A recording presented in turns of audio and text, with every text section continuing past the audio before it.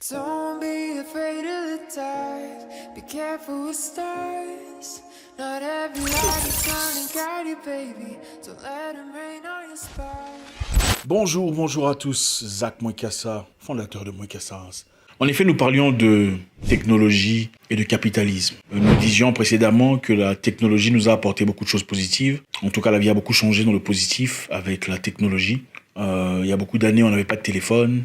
Et c'était dur quand on avait un frère ou une sœur ou un membre de la famille qui était ailleurs. Un membre de la famille déplacé, malade ou en difficulté. Qu'on ne pouvait pas directement atteindre ou communiquer avec. C'était très difficile. Et la communication, le téléphone portable finalement, puisqu'avant c'était cher, nous a facilité beaucoup de tâches. Aujourd'hui, vous me voyez en direct sur YouTube, par votre téléphone peut-être, si pas par ordinateur, c'est à travers la technologie. Une technologie qui en 100 ans, en moins de 100 ans en tout cas, a fait beaucoup de prouesses. Et nous en sommes sincèrement reconnaissants. Mais quand on additionne une bonne chose à une autre chose, ça ne produit pas toujours des bonnes choses. Malheureusement. Je me souviens, mon père me disait très souvent, mes chaussures, je les ai depuis 1970 ou 75. Ah oui, ça c'était à l'époque, dans les années 90. Il me disait, j'ai des belles chaussures depuis très longtemps. Les chaussures étaient toujours fraîches, franchement, pas de problème. Aujourd'hui, c'est impossible de garder une paire de chaussures pendant 2-3 ans, sans qu'elles ne s'endommagent, sans qu'il n'y ait de... Vous voyez de quoi je parle.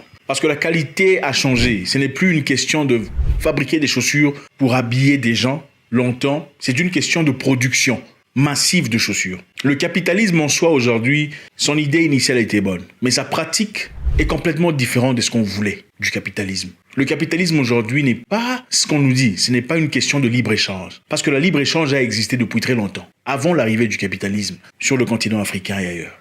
On sait tous d'où vient le capitalisme. Bref. Le capitalisme aujourd'hui est une question de production de masse, production massive d'outillage, des choses, des produits, pour un bénéfice financier. Le capitaliste, le boss, a besoin de produire autant de produits que possible pour gagner un maximum d'argent. Et avec ça, essayant de dribbler ses travailleurs, ses employés, avec des salaires très minimums, très limités, juste assez pour payer la maison, payer les factures et revenir travailler. Évidemment, c'est de l'esclavage moderne. Ça a simplement changé de nom et de forme. On va travailler pour une personne à qui on donne notre temps, la chose la plus précieuse de l'humain, son temps, de 9h à 17h, pour gagner sa petite pitance, c'est-à-dire payer le loyer, payer le courant, acheter un peu à manger. Et quelquefois vers le 20, le 25, il n'y a plus de lait. Ça devient compliqué et serré, n'est-ce pas?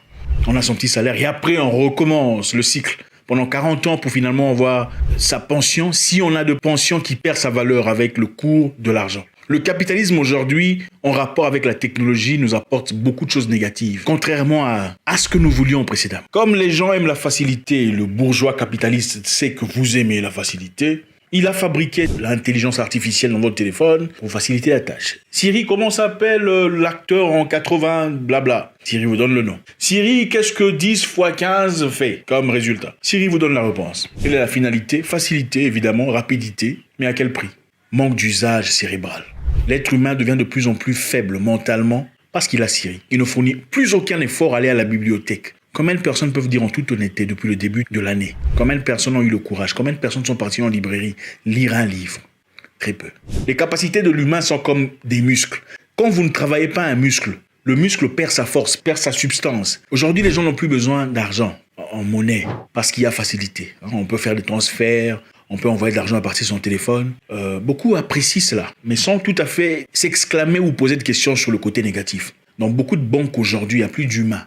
Vous traitez avec les machines, vous traitez avec l'intelligence artificielle. Le point négatif, il y a de moins en moins de banquiers, moins en moins d'assistants physiques. Les gens perdent leur emploi. Deuxièmement, on devient de plus en plus emprisonné dans un système digital. Un système sans émotion, qui juge votre cas sur des bases, des codes préprogrammés par un inconnu. Je vais répéter une fois. Le capitalisme n'est pas une question de libre-échange. Le capitalisme aujourd'hui est une question de production de masse. Peu en importe les conséquences. Donc, on va vous produire autant de tomates que possible, même s'il faut utiliser des pesticides qui sont dangereux, ça pourrait causer des cancers. Du moment que vous consommez, on fait de l'argent, pas de souci. C'est ça le capitalisme aujourd'hui. Vous savez qu'il y a des entreprises qui produisent des armes, des entreprises indépendantes des gouvernements. Il y a une entreprise au nom de Lockheed Martin Corporation. Lockheed Martin Corporation est une entreprise libre qui n'est pas liée au gouvernement, qui fabrique des armes à feu, d'accord? Vous pensez que cette entreprise qui est subventionnée par beaucoup de gens riches, vous voudrez qu'il y ait la paix sur Terre. Comment est-ce possible? Moi, je produis des armes. Je dois vendre. Mais qu'il y ait la paix sur Terre. Sur base de quoi? Vous comprenez maintenant pourquoi le capitalisme crée des guerres pour vendre des armes?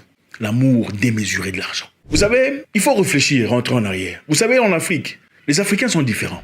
L'Africain, généralement, n'a jamais été capitaliste dans ce sens-là. Même ceux qui avaient de l'argent étaient toujours disposés à aider ceux qui n'en ont pas. Ils étaient toujours disposés à apporter un plus. Voilà pourquoi on dit « Ah, je vais appeler l'oncle. Je vais appeler mon frère. » Parce qu'on a toujours eu cet instinct-là qui est resté malgré cette différence aujourd'hui. Chez les Africains, la mentalité de « c'est à moi, c'est à toi » n'a jamais vraiment existé. Tu pouvais venir chez moi sans difficulté, n'importe quand tu frappes à la porte. « Hé, je suis là. » Tu entres, on mange. C'est une mentalité qui a changé. Pourquoi? Parce que les Africains, généralement, ont toujours été frères.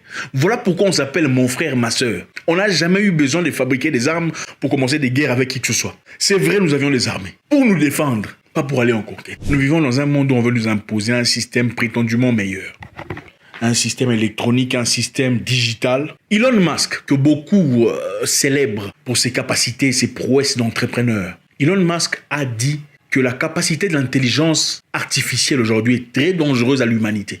Le monsieur là qui était malade, souffrant, je ne sais comment il s'appelle, on disait qu'il était l'homme le plus intelligent du monde. Il était sur sa chaise roulante. Il a dit le plus grand danger de l'être humain aujourd'hui, c'est l'intelligence artificielle. Mais on était bien avec nos tomates. On était bien dans nos singeries, dans nos arbres, comme on le dit souvent. On était en paix. Nous fûmes en paix avant l'esclavage, avant la colonisation. On était en paix, on n'avait pas besoin de toutes ces histoires-là. On n'avait pas de téléphone, mais on était bien. La technologie a apporté quoi? Le Nintendo. C'est génial. Qui a joué au Nintendo? C'était bien, n'est-ce pas? On a tous aimé ça. Le Nintendo était bien. Aujourd'hui, on joue à la PlayStation 4 et tout le bazar. Regardez ces enfants qui jouent au PlayStation. Incapables d'interagir avec d'autres humains.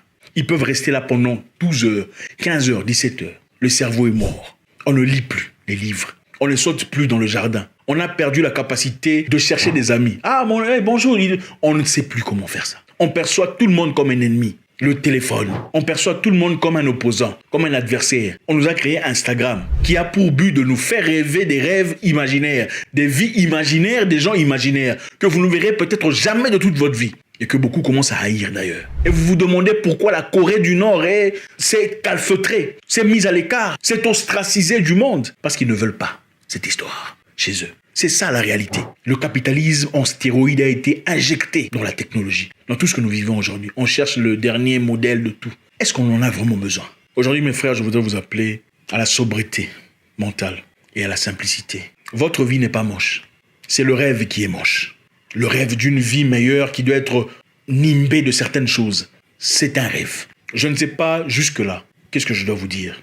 Mais je pense qu'il est important pour moi de nous informer. Les informations sont là. Nous ne regardons pas au bon endroit. Nous visionnons des choses qui n'ont peut-être pas beaucoup d'importance. La Tanzanie était là. On a insulté le président. On l'a traité de tout le nom. Hey, il va faire tuer les gens. Ils n'ont pas fait votre histoire là, hein? Ah, ils n'ont pas fait. Vous avez compris. Ils n'ont pas fait l'histoire là que vous faites là. Ils étaient en train de... Donc, si tu veux, donc les gens... c'était comme ça. Mais est-ce qu'il y a des gens qui sont là-bas? Non. S'il y a des gens qui devraient... C'est là-bas, non? C'est là-bas qu'il devrait y avoir des gens Enfin, attendez, vous avez dit qu'il était fou. Mais ils sont bien, ils ont célébré, ils ont fait une fête. Je vais vous dire une chose pour finir. Il y a longtemps, j'ai lu un livre, on a expliqué comment l'être humain a commencé à faire des choses. On a dit, les anges déchus, quand ils sont descendus de là où ils étaient, ça c'est pour les croyants, venant sur terre, ils ont voulu corrompre l'être humain. Et en voulant corrompre l'être humain, ce n'est pas dans les chrétiens et les autres. Je sais que très souvent, quand vous racontez des histoires comme ça, vous commencez à penser à la sorcellerie. Il n'y a pas de sorcellerie. Des légendes et tout le bazar. On a dit qu'un ange déchu, au nom d'Azazel, a appris à l'humain comment faire usage d'armes, comment tuer. Azazel a appris à l'humain. Un démon a appris à l'humain comment on tue l'humain. Ce n'est pas le créateur qui a appris à l'humain comment faire ça. Attendez, vous pensez que l'humain l'a imaginé ça? Non. On disait Azazel a appris à l'humain comment on utilise une arme pour tuer quelqu'un. Et c'est lui qui a appris à la femme l'utilisation de la sorcellerie, des charmes, de la magie. Et on dit que c'est Azazel qui continue à inspirer l'être humain à la création des armes à feu. Vous pensez que le créateur va inspirer l'être humain à la création d'un truc qui va tuer un autre? Attendez, réfléchissons un peu. Que l'histoire soit vraie ou fausse, ne sommes-nous pas dirigés par des gens qui sont inspirés par quelque chose vers une perdition totale? Réfléchissons.